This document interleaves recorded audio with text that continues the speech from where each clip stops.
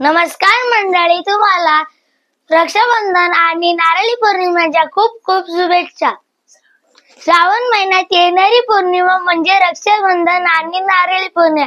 नारळी पौर्णिमा हा सण कोळी लोकांचा खूप खूप मोठा सण राहतो. कोळी लोक समुद्रात जाऊन सोन्याचे नारळ अर्पण करून देवाला प्रार्थना करतात, आम्हाला कधी संकट येऊ नये. जून जुलै मध्ये मासेमारी बंद करून नारळी पौर्णिमेला मासेमारी चालू करतात. रक्षाबंधन हा सण बहीण भावाचा असतो.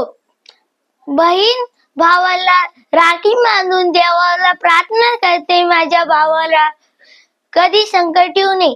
त्या दिवसाने भाऊ बी तेच बनतो, माझ्या बहिणीला कधी संकट येऊ नये. आई वडील नसली की बहीण भाऊ एकाच कुटुंबात. नमस्कार मंडळी, तुम्हाला रक्षाबंधन आणि नारळी पौर्णिमेच्या खूप खूप शुभेच्छा.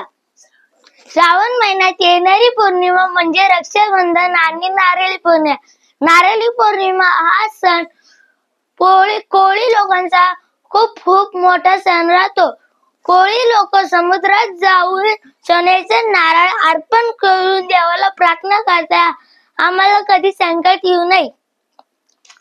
जून जुलै मध्ये मासेमारी बंद करून नारळी पौर्णिमेला मासेमारी चालू करतात. रक्षाबंधन हा सण बहीण भावाचा असतो.